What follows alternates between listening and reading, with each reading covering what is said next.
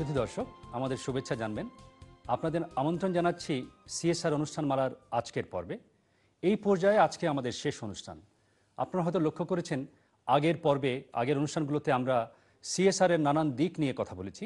CSR কার্যক্রমের সঙ্গে যারা জড়িত সরাসরিভাবে সেই সমস্ত বিশেষজ্ঞদের সাথে কথা বলেছি স্টুডিওর ভেতরে এবং স্টুডিওর বাইরে। আজকে তারা অনেকভাবে অনেক রকমভাবে সিএসআরকে চেহারাকে দেখবার চেষ্টা করেছেন। কেউ কেউ বলেছেন সিএসআর এর চেহারা নিয়ে বিভ্রান্তি আছে আমাদের। কেউ কেউ বলেছেন আমাদের সিএসআর এর জন্য উপযুক্ত পরিবেশের অভাব আছে। আবার কেউ কেউ বলেছেন যে সিএসআর কার্যক্রমকে কার্যকর করবার জন্য নীতি সহায়তার বিশেষ প্রয়োজন আছে। এই প্রেক্ষাপটে আজকে আমরা সিএসআর কার্যক্রমে নীতি সহায়তা কীরকম হওয়া প্রয়োজন বা কী রকমের নীতি সহায়তা আমাদের দরকার সে বিষয়ে কথা বলবো। আর এই বিষয়টি নিয়ে কথা বলবার জন্য স্টুডিওতে উপস্থিত আছেন, প্রথমে আছেন জনাব মোয়াজ্জেম হোসেন, সম্পাদক দি ফিনান্সিয়াল এক্সপ্রেস। তারপরে আছেন রোকেয়া আফজাল রহমান, সভাপতি বাংলাদেশ ফেডারেশন অফ উইমেন এন্টারপ্রেনিয়ার্স। এবং সবশেষে আছেন ডক্টর মশিউর রহমান, গণপ্রজাতন্ত্রী বাংলাদেশ সরকারের মাননীয় প্রধানমন্ত্রীর অর্থ ও পরিকল্পনা বিষয়ক উপদেষ্টা। মোয়াজ্জেম ভাই, আমরা একটি বিষয় জানতে চাই। এর আগে আমরা একটু পরে হয়তো ক্লিপিংসে যাব যে এর আগের বিশেষজ্ঞরা কি বলেছেন। অনেকেই বলছেন নীতি সহায়তার প্রয়োজন আছে আমাদের সিএসআরকে কার্যকর করতে হলে। আমার প্রশ্ন যে কি ধরনের নীতি সহায়তার কথা আমরা আসলে বলি এবং কিভাবে এই নীতি সহায়তা সিএসআর কার্যক্রমকে প্রকৃত অর্থে কার্যকর করতে পারে। যে প্রথমে বলে রাখা ভালো, সিএসআর একটা ভলান্টারি প্রসেস, আমরা সবাই জানি। এটা সিএসআর এর ডেফিনিশন নিয়ে আপনি প্রথমে বলছেন নানা দ্বিমত রয়েছে। তো আমি এটা জানি যে একটা ব্যবসায়ী অর্গানাইজেশনের ডাইরেক্ট প্রফিট আর্নিং এর সাথে সিএসআর এর সম্পর্ক নাই। সিএসআর হচ্ছে আপনার একটা কেয়ারিং সোসাইটি ক্রিয়েট করার জন্য অ্যাকচুয়ালি একটা কোম্পানির ভলান্টারি প্রসেস। এখানে পলিসি সাপোর্টটা হয়তো একটা কন্ডিশন দেওয়া যায়, ভলান্টারি সাপোর্ট হলে সেটা কীভাবে করা যায়। কিন্তু পলিসি সাপোর্টের প্রয়োজনটা এখানে দেখা যায় যদি সিএসআর প্রসেস থেকে সেলফ সাস্টেনিং করতে চান এবং এটাকে আপনার যদি এগিয়ে নিতে চান এবং সরকারের সার্বিকভাবে দারিদ্র বিমোচন কর্মসূচির সাথে একটু সম্পৃক্ত করতে চান, তাহলে বেশি সংখ্যক অর্গানাইজেশনকে, বেশি সংখ্যক ব্যবসায়ী প্রতিষ্ঠানকে যা সিএসআর প্রসেসে আনা যায় এবং ইনভলভ করা যায়, সেটার জন্য পলিসি সাপোর্ট প্রয়োজন আছে বলে ইয়ে করা। সিএসআর এর ক্ষেত্রটা অনেক দূর প্রসারিত। শিক্ষা, স্বাস্থ্য, পরিবেশ, নিউট্রিশন, বিভিন্ন দিকে সিএসআর আছে এবং এগুলি এবং সরকারের দারিদ্র বিমোচন কর্মসূচিরও কিন্তু বর্তমান অবস্থায় এগুলিও প্রায়োরিটি, অগ্রাধিকার প্রাপ্ত খাত। এখন প্রয়োজনীয়তা আছে বলেই বর্তমান কর কাঠামোতেই একটা ইয়ে দেওয়া হয়, পলিসি সাপোর্ট দেওয়ার চেষ্টা করা হচ্ছে। সেটা হচ্ছে ট্যাক্স রিবেটের মাধ্যমে। আপনার একটা কোম্পানি যদি সিএসআর এর সাথে সম্পৃক্ত থাকেন, শতকরা 10% কর রেয়াত পান। অ্যাকচুয়ালি অধিকতর কর রেয়াত যায় কিনা সেটা একটা ইস্যু আছে। সেখানে আবার একটা ভয়ও আছে, সিএসআর কে অ্যাবিউজ করা হবে কিনা কর রেওয়াতের জন্য একটা ভয়। যে আমার বিভিন্ন ইন্টারাকশন আমার মনে হয়েছে এই ভয়টা রয়েছে অ্যাকচুয়ালি। এবং সিএসআরকে অ্যাক্টিভিটিকে প্রপারলি মনিটর করার ইনস্টিটিউশনাল ডিভাইস দরকার। তা আমি বেসিক্যালি মনে করি কর কাঠামোর বাইরেও আপনার কিছু কিছু পলিসি সাপোর্ট দেওয়া যায় সিএসআরকে স্ট্রাকচার করার জন্য। আরেকটা হচ্ছে রিকগনিশনও একটা আমাদের ডিসকাশন মিটিংয়ে এটা এই ইস্যুটা পর্যন্ত এসেছিল, যারা সিএসআর করেন তাদেরকে এনকারেজমেন্ট দেওয়ার জন্য এই ধরনের একটা সোশ্যাল রিকগনিশন এবং সরকারের ক্ষেত্রে যদি এটা করা হয় সেটাও এক ধরনের পলিসি সাপোর্ট। সার্বিকভাবে সিএসআর অ্যাক্টিভিটিকে প্রসারিত করার জন্য আমার মধ্যে একটা নীতিগত কাঠামো দরকার এবং সেই কাঠামোর অধীনে আপনার নানাবিধ নীতিমালা প্রণয়ন করে সিএসআরকে ইনডিউস করা যায় কিনা, আরও গ্রেটারভাবে কোম্পানিদেরকে এই সিএসআর অ্যাক্টিভিটি যাওয়ার জন্য প্রণোদনা বা উৎসাহিত করা যায় কিনা সেটা। মূলত আপনি যে বিষয়গুলো বললেন সে বিষয়ে সরকারের পরিকল্পনা এবং নীতিমালার একটি কাঠামোর প্রয়োজন আছে এবং সেক্ষেত্রে কিছু ইন্টারভেনশনের প্রয়োজন আছে। সেটাই হচ্ছে নীতি সহায়তা। যে ইন্টারভেনশন না, আপনার ইন্টারভেনশন সিএসআর কিন্তু ভলান্টারি প্রসেস। দেখেন, আমি আরেকটা কথা বলে রাখা ভালো, কর্পোরেট গভর্নেন্স স্ট্রাকচার আর সিএসআর এক কথা না। সিএসআর এক কোম্পানি তার এমপ্লয়ীদেরকে বেতন দিতে হবে, এটা তো কিন্তু লিগ্যাল রিকোয়ারমেন্ট, তাকে দিতে হবে। এক কোম্পানি যদি এনভায়রনমেন্ট পলিউশন করে থাকে, এনভায়রনমেন্ট সেফটি মেজার তার নিতে হবে, এটা লিগ্যাল রিকোয়ারমেন্ট, সেটা কিন্তু সিএসআর না। That cannot be parroted CSR. আমি এটা ধরে নেব যে কোম্পানি কর্পোরেট গভর্নেন্স অনুসরণ করেন না প্রপারভাবে, সেই কোম্পানির পক্ষে সামাজিক দায়বদ্ধতা করার কোনো সুযোগও নেই অ্যাকচুয়ালি আপনার। আপনাকে ধন্যবাদ। আমরা দেখি এবার, আমরা এর আগে বলেছি যেমনটি যে স্টুডিওর বাইরে এবং ভেতরে আমরা বেশ কিছু বিশেষজ্ঞের সাথে কথা বলেছি, তাদের দৃষ্টিভঙ্গি জানবার চেষ্টা করি একটু টেলিভিশনে দেখে। গভর্নমেন্টকে আরেকটা সাজেশন দিতে পারি যে যেভাবে সিআইপি দেওয়া হয়, এক্সপোর্টের জন্য ট্রফি দেওয়া হয়, মেবি সিএসআর এর জন্য দ্যার ইজ এ রেকগনিশন। দুর্ভাগ্যবশত বাংলাদেশে বেশিরভাগ সংস্থা হলো ব্যক্তি মালিকানাধীন, এবং ব্যক্তি মালিকানাধীন হওয়ার ফলে এই কর্পোরেট সোশ্যাল রেসপন্সিবিলিটির ধারণাকে বাংলাদেশে যদি আরও উৎসাহিত করতে হয়, তাহলে প্রথম পদক্ষেপ যেটা নিতে হবে সেটা হলো দেশে যাতে আরও বেশি কোম্পানি হয় তার ব্যবস্থা করতে হবে।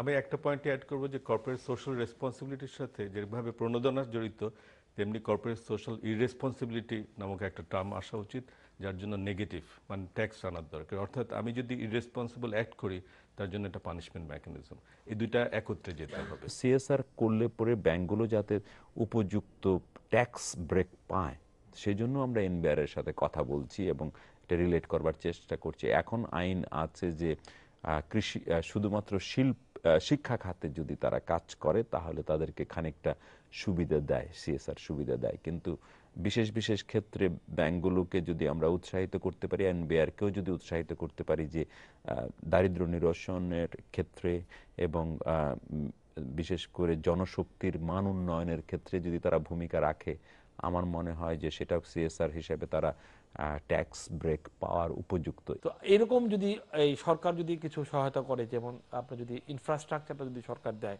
এবং সরকারের কিন্তু অনেক এরকম ট্রেনিং ইনস্টিটিউট আছে যেগুলো আসলে খুব বেশি কাজে লাগছে না, সেইগুলোকে যদি আমাদের সঙ্গে নিয়ে সরকার একটা কাজে লাগানোর উদ্যোগ নেয়, তাহলে এই যে সিএসআর এইটার মধ্যে যদি শুধু কর্মসংস্থান আপনি তৈরি করতে পারেন, তাহলে আপনি কিন্তু যেই বেসিক নিডসগুলির কথা বললেন, বেসিক নিডসগুলো কিন্তু অটোমেটিক তখন মানে সমাধান হয়ে যাবে।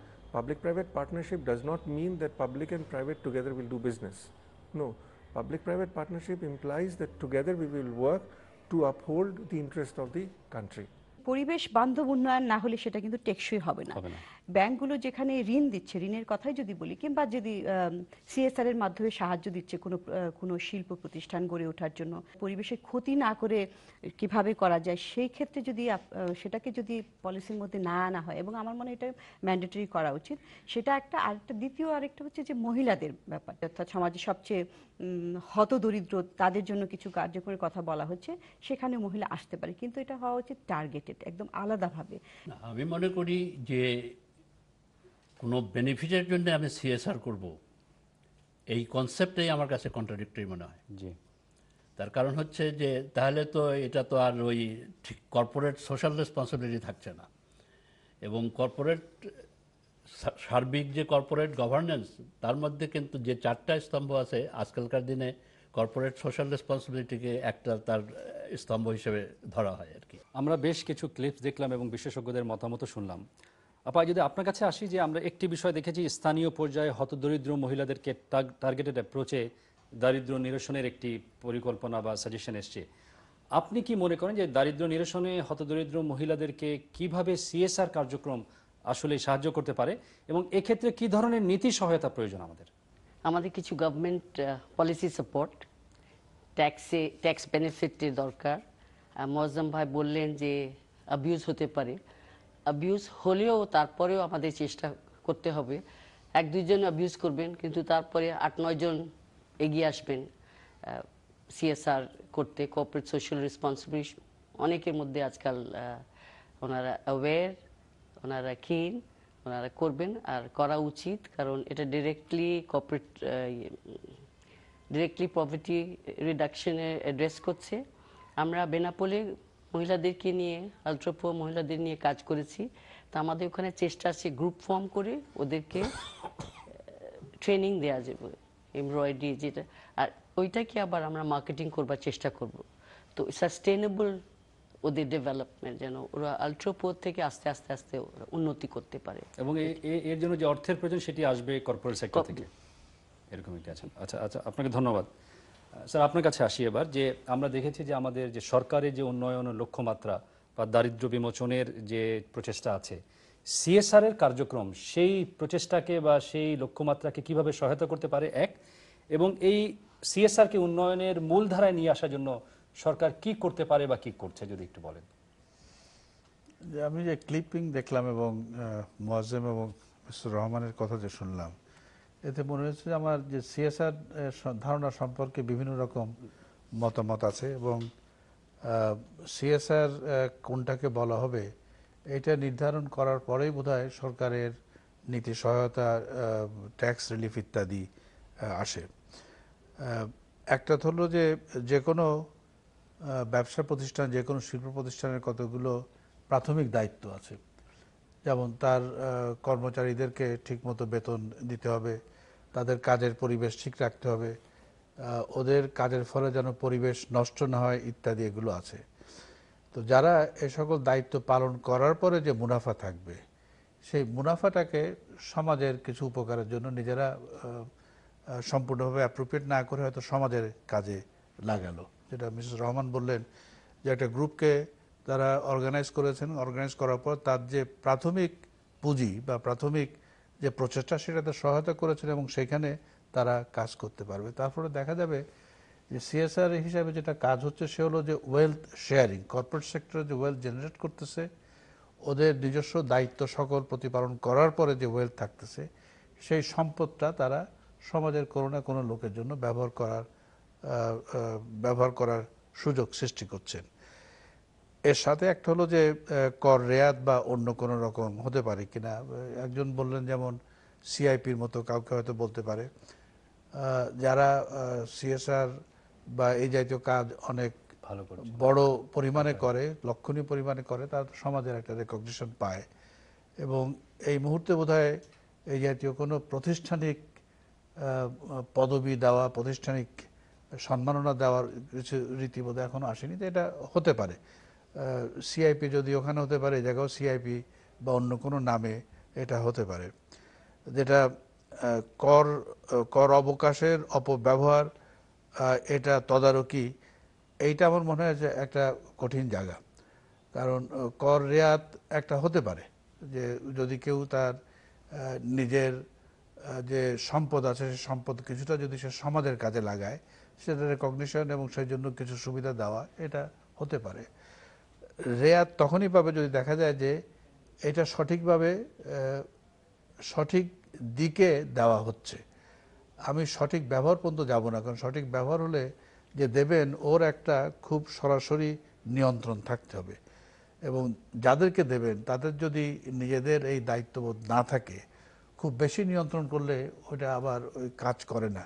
কারণ আমাদের তো আলটিমেট উদ্দেশ্য হলো যে প্রাথমিক পর্যায়ে কিছু সহায়তা দিয়ে তাদেরকে নিজের পায়ে দাঁড়ানোর সুযোগ সৃষ্টি করে দেওয়া।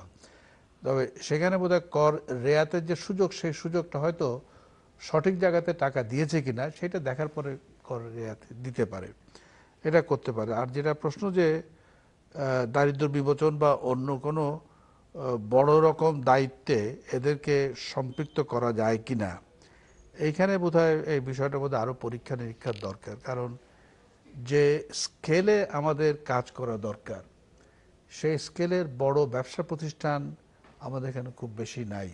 যারা আছেন তারা অনেকেই এই জাতীয় কাজে ছোটোখাটো কাজ করেছেন। তারা যে এলাকার মানুষ সেখানে স্কুল করেছেন, কলেজ করেছেন, এটা তারা কর রেয়াত নিক বা না নিক করেছে, ভালো কাজ। অনেকে আছে স্কলারশিপের ব্যবস্থা করেছে, গরিব ছাত্রদেরকে টাকা দেয়, এগুলো সবই ভালো কাজ, এতে কোনো সন্দেহ নাই। কিন্তু এইটাকে যদি খুব স্কেল আপ করতে হয় তাহলে কর্পোরেট সেক্টরও অনেক বড় হওয়া দরকার। আমাদের কর্পোরেট সেক্টর অত বড় এখনো হয় নাই। তবে একটা স্মল স্কেলে ছোটোখাটো পর্যায়ে খুব স্পেসিফিক টার্গেটেড এরিয়াতে এখানে নিশ্চয়ই ওরা কিছু করতে পারেন পজিটিভলি। আচ্ছা, ধন্যবাদ। মঞ্জু ভাই, আপনাকে যদি জিজ্ঞেস করি যে স্যার বললেন স্কেলিং আপের কথা বলেছেন, একে আরও ব্যাপ্তি বাড়ানো যায় কি করে, এবং আমাদের কর্পোরেট সেক্টর এখনও সেইভাবে বড় আকারে কাজ করতে পারছে না তাদের সামর্থ্যের কারণেই। কিন্তু সমন্বিত উদ্যোগের মাধ্যমে মানে অনেকগুলো কর্পোরেশন একসঙ্গে কি কোনো বড় কাজ করতে পারে কিনা, যেটি মানে আসলে ইম্প্যাক্ট দিতে পারে আমাদের উন্নয়ন কার্যক্রমে? যে ইস্যুটা হচ্ছে অ্যাকচুয়ালি এটা তো সত্য যে আমাদের ব্যবসায়ী প্রতিষ্ঠানগুলি এত ব্যাপকতা লাভ করেনি যে সার্বিকভাবে দারিদ্র্য বিমোচনের ক্ষেত্রে আর কি, দারিদ্র্য বিমোচন তো একটা বিশাল প্রক্রিয়া অ্যাকচুয়ালি এর সাথে। কিন্তু আমার যতটুকু ধারণা আজকাল ব্যাংকগুলির জন্য, অর্থনৈতিক প্রতিষ্ঠানগুলির জন্য একটা ফান্ড বাৎসরিকভাবে প্রফিট থেকে তাদের আলাদা করে রাখতে হয় সিএসআর জন্য। সেটা প্রফিটের একটা নির্দিষ্ট অংশ 10 থেকে 15% তারা রাখতে হয়। ব্যবসায়ী এই যে ব্যাংকগুলির সাইজ যদি, প্রফিট যদি চিন্তা করেন, যেগুলি আমরা দেখছি টাকার অনুপাতে, টাকার পরিমাপে কম টাকা না ওইখানে। আমার যতটুকু জানি আমার লিস্টেড কোম্পানির জন্য আর কি এসএসইও এই ধরনের ব্যবস্থা চিন্তা করছেন। যদি লিস্টেড কোম্পানিও যদি তাদের প্রফিটের একটা, এটা কিন্তু সাইজ কিন্তু বেশ বড় হবে। মানে আপেক্ষিকভাবে সরকার প্রয়োজনের তুলনায় কম, কিন্তু সাইজটা কিন্তু রিলেটিভ টার্মসে কম না। সেই ফান্ডগুলি কীভাবে ব্যবহার হচ্ছে অ্যাকচুয়ালি, সেটা হচ্ছে একটা বড় জিনিস। আপনি যেটা বলছেন সেটা হচ্ছে পার্টনারিং, 4, 5টা 6টা অর্গানাইজেশন একসাথে করে সিএসআর, সেটা নির্ভর করবে কী ধরনের প্রাতিষ্ঠানিক সুবিধা আপনার এখানে আছে সেগুলি করার জন্য। এবং আমার এটা একটা কনফ্লিক্ট, এটা যদি এটা আন্ডারস্ট্যান্ডিং লাগবে, এটা বর্ডার আন্ডারস্ট্যান্ডিং ছাড়া হবে না। কারণ অর্গানাইজেশনগুলি চাইবে নিজেদের সিএসআর নিজেরা করার জন্য। CSR is a voluntary process, সেটা আরেক ধরনের মানে স্ট্রাকচারের ভিতরে আনা কতটুকু সেটা পরীক্ষা নিরীক্ষা করে দেখা যেতে পারে। পসিবিলিটি হয়তো থাকতে পারে কোনো ছোট অর্গানাইজেশনের ফান্ড আছে কিন্তু সিএসআর যাওয়ার মতো অভিজ্ঞতা নাই, বা সিএসআর কোথায় যাবে সেখানে আরও পুলিং হতে পারে রিসোর্সেস। তো এই ধরনের অবস্থা হয়তো ফিউচারের দিকে হবে। বর্তমানে যে ফান্ডগুলি আছে ওগুলি ব্যবহারের বন্ধ আছে। আমি জানি ব্যাংকগুলি 40টা ব্যাংকে যদি 5 কোটি টাকা 200 কোটি টাকা এখানে আসে, এবং প্রত্যেকটা ব্যাংকের কিন্তু এখন বাংলাদেশ গভর্নমেন্ট প্রত্যেকটা মনে কিন্তু সিএসআর জন্য আলাদা ট্রাস্টি বোর্ড করতে হচ্ছে তাদেরকে, এবং সিএসআরকে, এবং এখন mandatory on the part of financial institution তার অ্যানুয়াল রিপোর্টের সাথে সিএসআর অ্যাক্টিভিটিকে একটা চ্যাপ্টার সম্পৃক্ত করতে হয় অ্যাকচুয়ালি। এবং ইন্স্যুরেন্স কোম্পানিগুলির ক্ষেত্রে যদি তাই হয়, এবং আলটিমেটলি যদি লিস্টেড কোম্পানির আওতায় এটা নেওয়া যায়, তাহলে কিন্তু সেখানে এক ধরনের you have to think of a framework actually. সেই ফ্রেমওয়ার্কটা ডিসকাশনের মাধ্যমে করা দরকার, সেখানে আপনার পার্টনারিং ইস্যুটা হয়তো আসতে পারে। আচ্ছা জি, মহাজনের সাথে দেখেন এখানে রোটারি এবং লায়ন্স ক্লাব এরা কিন্তু অনেক সামাজিক উন্নয়নমূলক কাজ করে, এবং ওরা যখন কাজ শুরু করছে তখন কিন্তু ট্যাক্স ব্রেক ট্রেক ইত্যাদি কোনো কিছু বলে নাই, নিজেদের যে সম্পদ এটা থেকে করেছে। এখানে যেমন লায়ন্সের বোধহয় আই হাসপাতাল আছে, বিভিন্ন জায়গায় ওরা কতগুলো গ্রামকে নিয়ে উন্নতির চেষ্টা করে। হ্যাঁ, এগুলো উদ্যোগ যে নাই এটা ঠিক না, উদ্যোগ এরা বিভিন্ন সময় বিভিন্নভাবে নিয়েছে। কিন্তু এইটা বোধহয় যে ওই মানে যেখান থেকে আসছে সে হলো যে কর্পোরেট সেক্টরের যে ওয়েলথ, এটা সবারই একসময় আশা ছিল যে কর্পোরেট সেক্টর যদি ওয়েলথ জেনারেট করে তাহলে এর বেনিফিটটা সমাজে ছড়িয়ে যাবে। সেটা হয়নি, যে কোনো কারণেই হোক সেটা হয় নাই। আমাদের এখানে কর্পোরেট সেক্টর বড় না, ওর প্রফিট রেটটা তো বেশি না, সেই জন্য হয়নি, কিন্তু বাইরেও হয় নাই। সেই জন্য এটা চিন্তা আসছে যে ওদেরকে কোনো আইনের বাধ্যবাধকতা, আইনের সুযোগ সৃষ্টি করে তাদের এই সম্পদটাকে কিছু অংশ সামাজিকভাবে শেয়ার করা যায় কিনা, এবং এটা করা সম্ভব। এটা হয়তো এখন স্মল স্কেলে, বা কর্পোরেট সেক্টর যখন বাড়তে থাকবে তখন এটা করতে পারবে। এবং এখনও যদি একাধিক অর্গানাইজেশন যাদের সমমনা তারা যদি মনে করেন যে একসঙ্গে তারা কাজ করবেন, আমার মনে হয় না আইনে এমন কোনো বাধা আছে। ওদের একটা এন্টিটি কিছু সৃষ্টি করতে হবে, করে তার মাধ্যমে কাজ করতে পারে। আচ্ছা, ধন্যবাদ। আপনার কাছে যদি আসি, আমরা যখনই কর্পোরেট সেক্টরের বিশেষজ্ঞদের সাথে কথা বলি বা তাদের প্রতিনিধির সাথে কথা বলি, যে আমাদের সিএসআর এর কনসেপ্ট নিয়ে, এর ধারণা নিয়ে আমাদের বিভ্রান্তি আছে। কোন কাজটি করলে সিএসআর এর ভিতরে পড়বে, কোনটি সিএসআর এর ভিতরে নয়, কোনটি অব্লিগেশন, লিগ্যাল অব্লিগেশন, আর কোনটি সিএসআর। তো এক্ষেত্রে কি ধরনের নীতি বা কি ধরনের কাঠামো হলে আমরা সবাই একই রকম জিনিস বুঝতে পারি সিএসআর, যখনই সিএসআর এর কথা আসবে? আপনার কোনো পরামর্শ? একটা তো ডেফিনিশন, তারপরে ডিরেকশন, দুইটাই দরকার। কিন্তু আমার মনে হয় মেইন হলো যে সাস্টেইনেবল হওয়া উচিত। যে যারা সিএসআর প্র্যাকটিস করবেন 2 বছর করে আবার বন্ধ করে দিলে ক্ষতি হতে পারে। সিএসআর এমন করবেন যারা সিএসআর যাদের জন্য করবেন ওনারাও যেন লং টার্ম বেনিফিট পান, আর যারা সিএসআর প্র্যাকটিস করবেন তারাও যেন সবসময় ওই সিএসআর প্র্যাকটিস করবেন। আচ্ছা আচ্ছা, ধন্যবাদ। এবার শেষ প্রসঙ্গে, আমাদের সময় কম স্যার, আপনার কাছে যদি আসি, দুটো বিষয় আপা বলেছেন। একটি যে দীর্ঘমেয়াদী পরিকল্পনা থাকতে হবে যারা এই কর্পোরেট সেক্টর থেকে সিএসআর ইনভেস্ট করছেন, এবং মোয়াজ্জেম ভাই বলেছেন একটি যে অবকাঠামোর একটি দুর্বলতা আছে, যে কারণে অনেক কর্পোরেট এন্টিটি একসঙ্গে কাজ করতে পারছে না। আপনি কি আমাদেরকে একটু বলবেন শেষ কথা হিসেবে যে সরকারের প্রাতিষ্ঠানিক কাঠামোতে কোনো পরিবর্তন বা পরিবর্ধন যেটি আমাদের কর্পোরেট সেক্টরকে বা সিএসআরকে আরো উৎসাহিত করতে পারে, এরকম কোন, অথবা কর্পোরেট সরকারের কোন প্রতিষ্ঠান বা কে এই সিএসআর এবং সরকারের মূল উন্নয়ন ধারার ভিতরে এটা সমন্বয় তৈরি করতে পারে? না, আমি কারেক্ট করি, আমি অবকাঠামো দুর্বলতা বলছি, মানে আমি এটা বলেছি যে এ ধরনের ফ্রেমওয়ার্ক এখনো নাই আর কি। এটা ভলান্টারি প্রসেস, যদি ইচ্ছে করে তারা আসতে পারেন একসাথে পার্টনারিং করার জন্য।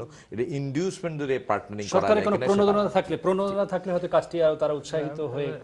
আমরা দুদিক থেকে, একটা হলো যে এটা তো ভলান্টারি, কে করবে বা না করবে, যেটা আগে বললাম যে সমমনা, এরা যদি মনে করেন তাহলে ওরা একটা ফাউন্ডেশন তৈরি করে ট্রাস্ট তৈরি করতে পারে। আপনি প্রাইভেট ইউনিভার্সিটি দেখেন, প্রাইভেট ইউনিভার্সিটির ট্রাস্ট তৈরি করার পরে এখানে কন্ট্রিবিউট করছে, ট্যাক্স বা প্রণোদনার মধ্যে আমি যাচ্ছি না, সেখানে হয়তো বিভিন্ন রকম বিতর্ক থাকতে পারে, কিন্তু এই যে আমাদের যে বিদ্যমান আইন, সেই বিদ্যমান আইনের মধ্যে এরকম কাঠামো তৈরি করা সম্ভব। যেটা মিসেস রহমান বললেন, এটা খুব গুরুত্বপূর্ণ প্রশ্ন, যে যারা এই ট্রাস্ট বা এই জাতীয় উদ্যোগের সাথে জড়িত থাকবেন তাদের একটা দীর্ঘমেয়াদী কমিটমেন্ট থাকতে হবে, যে হ্যাঁ আমি 10 বছরের দিব এবং আমাদের কর্মপরিকল্পনা এরকম। যেটা রোটারি এবং লায়নদের কথা বললাম, ওরা কিন্তু অনেক আগের থেকে শুরু করেছে এবং ওদের এফর্টটা সাস্টেইনেবল। যারা ওর বেনিফিশিয়ারি তারা নিজেদেরকে সাস্টেইন করতে পারছে কিনা আমি জানি না, কারণ আমি এটা দেখি নাই, কিন্তু ওদের প্রচেষ্টা কিন্তু সাস্টেইন, এটা কখনো হয়নি, নেমে যায়নি। কখনো হয়তো মানে সাময়িক হয়তো সুবিধা অসুবিধা হয়েছে, কিন্তু ওভার এ লং পিরিয়ড তারা যে সার্ভিসটা দিতে চেয়েছে সেই সার্ভিস দিয়ে যাচ্ছে ওরা। আচ্ছা, ধন্যবাদ। আমাদের সময়ের স্বল্পতার কারণে শেষ প্রসঙ্গ যদি আপনি বলেন মোয়াজ্জেম ভাই, এই মুহূর্তে আমাদের অর্থনীতির বিবেচনায়, আমাদের কর্পোরেট সেক্টরের সিএসআর কার্যক্রমের বিবেচনায় কোন পলিসি সাপোর্টটি এই মুহূর্তে সবচেয়ে বেশি প্রয়োজন? জি, এটা অত্যন্ত ডিফিকাল্ট। আমার পলিসি সাপোর্ট, আমার একটা জিনিস দেখতে হয়, পলিসি সাপোর্ট কিন্তু বর্তমানে একটা আছে, সেটা হচ্ছে করায়তের মাধ্যমে। সেটা এফেক্টটা কি আমরা এখনো খুব বেশি এফেক্ট পড়েছে বলে আমার কাছে মনে হয় না। একটা জিনিস হচ্ছে যে আপনাকে উৎসাহিত করার জন্য প্রণোদনা কর দিতে হবে, রিকগনিশনের মাধ্যমে দিতে হবে, এবং ভারতবর্ষে কিন্তু এটা হচ্ছে। আমি যতটুকু সিএসআর এর যে রিপোর্টগুলি দেখলাম সেখানে। আর আমার মনে হয় সিএসআরকে আরও করার জন্য আমাদের যে আইএসও স্ট্যান্ডার্ডগুলি আছে সেখানে সিএসআরটাকে একটা বাধ্যতামূলক করা, এটা হচ্ছে অ্যাকাউন্টিং পার্ট, এটা কিন্তু প্রয়োজনীয়। এবং আরেকটি হতে পারে যে মানুষের যে মাইন্ডসেটে যে পরিবর্তন আনা প্রয়োজন, এমআরডিআর এই ধরনের অনুষ্ঠানের মধ্য দিয়ে হয়তো জনসচেতনতাও তৈরি সহায়তা করতে পারে। সচেতনতা আগের থেকে অনেক সৃষ্টি হয়েছে, এটা সাস্টেইন এফোর্ট লাগবে, এটারও সাস্টেইন এফোর্ট, এটা পিস মিল বেসিসে করলে হবে না, এটারও সাস্টেইন এফোর্ট লাগবে। ধন্যবাদ আপা, আপনার কোনো শেষ কথা যদি থাকে? পলিসি সাপোর্ট আমার মনে হয় ট্যাক্স যদি বেনিফিট পাওয়া যায়, আর যদি কর্পোরেট সেক্টর নিজের বাজেটে প্রভিশন করে রাখে, ওইটা তো দুইটাই মিলে যায়, যে প্রাইভেট সেক্টরও হলো আর গভর্নমেন্ট থেকেও পলিসি সাপোর্ট পাওয়া যায়। আচ্ছা, ধন্যবাদ আপনাকে। স্যার, আপনি যদি, অনেকেই আমরা এই সিএসআর নিয়ে কথা বলতে যে পাবলিক প্রাইভেট পার্টনারশিপের কথা বলি, এই বিষয়টিকে যদি আপনি। আমি যে প্রাইভেট পাবলিক পার্টনারশিপ, এখন ওই পিপিপি বলার পরে এই আমরা সবাই এটাকে বিভিন্নভাবে ব্যাখ্যা করছি, বিভিন্ন অর্থ তৈরি করছি। ওই পিপিপির মূল উদ্দেশ্য ছিল যে বড় ইনফ্রাস্ট্রাকচার যেখানে আছে, বড় ইনভেস্টমেন্ট, সেখানে পাবলিক প্রাইভেট ইনভেস্টমেন্ট আসতে পারে কিনা। আর এই কর্পোরেট রেসপন্সিবিলিটি, সোশ্যাল রেসপন্সিবিলিটি, আমার মনে হয় ধারণাটা হলো যে স্কেলটা ওইখানে রেলেভেন্ট জিনিস না, ওইখানে হলো যে সামাজিকভাবে উপকার সৃষ্টি করতে পারে এই রকম কাজে কর্পোরেট তাদের যে ওয়েলথ আছে সেই ওয়েলথের কিছু অংশ তারা দেবেন কিনা। দুটো জিনিস বোধহয় আলাদা, দুটো জিনিসকে একসাথে দেখাটা ঠিক হবে না। আচ্ছা, ধন্যবাদ আপনাকে। শুধু দর্শক, এই কথা দিয়ে আজকে আমাদের এই পর্বের আজকের শেষ অনুষ্ঠানটি আমরা শেষ করছি। অনুষ্ঠান দেখবার জন্য আপনাদের অসংখ্য ধন্যবাদ। আপনারা যারা আজকে স্টুডিওতে এসে আপনাদের মূল্যবান বক্তব্য দিয়েছেন, আপনাদের সবাইকে অসংখ্য ধন্যবাদ। আপনাদের যে কোনো পরামর্শ, যে কোনো অভিমত আমাদের লিখে জানাতে পারেন। আমাদেরকে ইমেল করবার ঠিকানা csr@mrdibd.org। অনুষ্ঠান দেখবার জন্য আবারও সবাইকে অসংখ্য ধন্যবাদ। ভালো থাকুন, সুস্থ থাকুন।